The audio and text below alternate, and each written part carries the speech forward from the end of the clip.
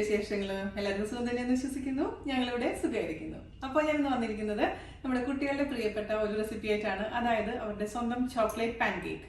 അപ്പോൾ ഇതിനു മുൻപ് ഞാൻ പാൻ കേക്ക് ഉണ്ടാക്കിയിട്ടുണ്ട്. അത് വേറെ 2 വേർഷനാണ്. ഇത് ചോക്ലേറ്റ് ആണ്. അപ്പോൾ എല്ലാവരും തയ്യാറാക്കി നോക്കുക. അമ്മമാർക്കും അച്ഛന്മാർക്കും ഒക്കെ തയ്യാറാക്കി നോക്കാം, അല്ലെങ്കിൽ കുട്ടികൾക്ക് തന്നെ തയ്യാറാക്കാം. അപ്പോൾ ഉണ്ടാക്കി നോക്കിയിട്ട് അഭിപ്രായം പറയാൻ മറക്കരുത്. അതുപോലെ തന്നെ കഴിഞ്ഞ ദിവസം ഞാൻ പോസ്റ്റ് ചെയ്തിട്ടുണ്ടായിരുന്ന മാംഗോ പുഡിംഗ്, 2 തരത്തിലുള്ള മാംഗോ പുഡിംഗ് പോസ്റ്റ് ചെയ്തിട്ടുണ്ടായിരുന്നു. ആ വീഡിയോയും കാണാൻ മറക്കരുത് കേട്ടോ.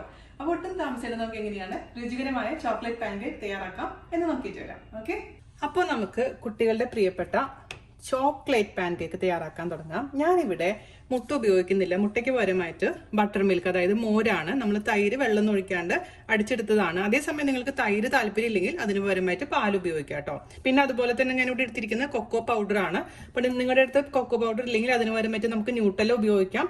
അതുമല്ലെങ്കിൽ ചോക്ലേറ്റ് മെൽറ്റ് ചെയ്തിട്ട് ഒഴിച്ചാലും മതിയാവും. അപ്പോൾ അതിന് വേണ്ടിയിട്ട് നമുക്ക് ആദ്യം തന്നെ ഒരു മിക്സിയുടെ ജാർ എടുക്കാം. അതിലോട്ട് 1 കപ്പ് വെള്ളം ചേർക്കാത്ത മോര് ഒഴിച്ചു കൊടുക്കാം. അതിലോട്ട് 2 ടേബിൾ സ്പൂൺ പഞ്ചസാര ചേർത്ത് കൊടുക്കാം. അതുപോലെ തന്നെ ആവശ്യത്തിന് ഉപ്പ്. ആദ്യം തന്നെ നമുക്ക് 1 ടേബിൾ സ്പൂൺ കൊക്കോ പൗഡർ ചേർത്ത് കൊടുത്ത് നോക്കാം. എന്നിട്ട് ആവശ്യമെങ്കിൽ മാത്രം എക്സ്ട്രാ ചേർത്ത് കൊടുക്കാം.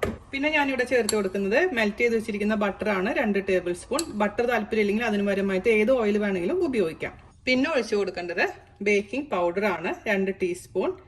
ബേക്കിംഗ് പൗഡർ അല്ലെങ്കിൽ ബേക്കിംഗ് സോഡ നമുക്കൊരു 1/2 ടീസ്പൂൺ വരെ യൂസ് ചെയ്യാം. ഇതെല്ലാം കൂടി നന്നായിട്ട് ആദ്യം തന്നെ അടിച്ചെടുക്കാം. ഇതിവിടെ അടിച്ചെടുത്തിട്ടുണ്ട്.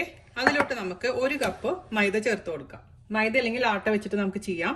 പിന്നെ ഞാൻ 2 തരത്തിൽ വേറെ പാൻ കേക്ക് തയ്യാറാക്കിയിട്ടുണ്ട്. ഞാൻ ആ പാൻ കേക്കിന്റെ റെസിപ്പിയുടെ ലിങ്ക് ഞാൻ താഴെ തരാം. മൈദ ചേർത്തതിന് ശേഷം നന്നായിട്ട് മിക്സിയിൽ അടിച്ചെടുക്കാം. മിക്സി വേണമെന്ന് ഒരു നിർബന്ധമില്ല കേട്ടോ. ഞാൻ മിക്സിയിൽ അടിക്കാൻ കാരണം എന്താണെന്ന് വെച്ച് കഴിഞ്ഞാൽ ഒട്ടും തന്നെ കട്ടകൾ ഇല്ലാതിരിക്കാൻ വേണ്ടിയിട്ടാണ്. 1 കപ്പ് തൈരിന് 1 കപ്പ് മൈദ തൊട്ടപ്പോ മുഴുവനായിട്ടില്ല. ഇനിയും കുറച്ചും കൂടെ പാലോ അല്ലെങ്കിൽ തൈര് നമുക്ക് ഇതിലേക്ക് ചേർത്ത് കൊടുക്കണം. ഞാൻ ഇനി ബാക്കി ഉള്ളതിലോട്ട് പാലാണ് ഒഴിച്ചു കൊടുക്കാൻ പോകുന്നത് കേട്ടോ.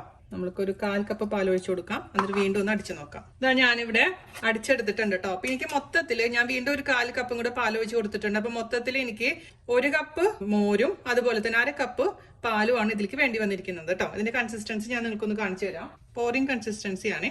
ഇനി നമുക്ക് ഇതിന്റെ രുചി ഒന്ന് നോക്കാം. എല്ലാം പെർഫെക്റ്റ് ആയിട്ടുണ്ട്.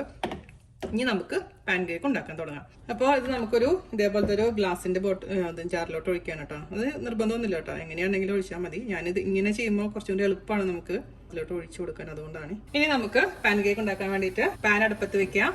ആ പാൻ മീഡിയം ചൂടാവുന്ന സമയം വരെ വെയിറ്റ് ചെയ്യാം കേട്ടോ. മീഡിയം ഫ്ലെയിമിലാണ് നമുക്ക് പാൻ കേക്ക് ഉണ്ടാക്കേണ്ടത്. ലോ ഫ്ലെയിമിൽ വെച്ച് കഴിഞ്ഞാലും ഹൈ ഫ്ലെയിമിൽ വെച്ച് കഴിഞ്ഞാലും പാൻ കേക്ക് അത്ര നന്നായി വരില്ല.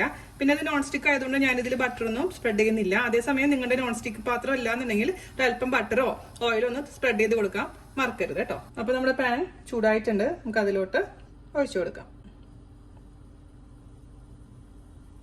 വേറെ പരത്തൊന്നും വേണ്ട കേട്ടോ. നമുക്ക് മീഡിയം ഫ്ലെയിം മെയിൻറ്റെയിൻ ചെയ്യാം.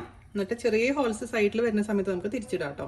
പിന്നെ ഒരുപാട് നമ്മൾ ബേക്കിംഗ് പൗഡർ ഇട്ട് കഴിഞ്ഞാൽ അങ്ങനെ ഇതിൽ പുറത്ത് കിട്ടുന്ന പോലെ ഭയങ്കര വലുതായിട്ട് വരും. പക്ഷെ നമ്മൾ ബേക്കിംഗ് പൗഡർ ഒരുപാടൊന്നും ചേർത്തിട്ടൊന്നുമില്ല. അതേസമയം നിങ്ങൾക്ക് മുട്ട വേണമെങ്കിൽ മുട്ട ചേർക്കട്ടെ. മുട്ട ചേർക്കുമ്പോൾ കുറച്ചും കൂടി സൈസ് കൂടുവേ. അപ്പം ഇതുപോലെ കുത്തുകൾ വരുന്നുണ്ട്. ഈ സമയത്ത് നമുക്ക് മുഴുവനും കുത്തുകൾ വരാൻ നിൽക്കണ്ട. അതായത് നമ്മുടെ അപ്പത്തിന് കുത്തുകൾ വരാൻ വേണ്ടി വെയിറ്റ് ചെയ്യുന്ന പോലെ വെയിറ്റ് ചെയ്ത് കഴിഞ്ഞാൽ ചിലപ്പോൾ ബാക്ക് സൈഡ് കരിഞ്ഞു പോകും. ഈ ഒരു രീതിയിൽ നമുക്ക് എടുക്കാം കേട്ടോ. പിന്നെ ഈ സൈഡിൽ തിരിച്ചിട്ട് കഴിഞ്ഞാൽ പെട്ടെന്ന് തന്നെ കുക്കായി കിട്ടും കേട്ടോ. ഒരുപാട് സമയം എടുക്കില്ല. ഇതുപോലെ തന്നെ മൊത്തത്തിലെല്ലാം ഉണ്ടാക്കിയെടുക്കാം. ഇടയത് പ്ലേറ്റിലോട്ട് മാറ്റാം.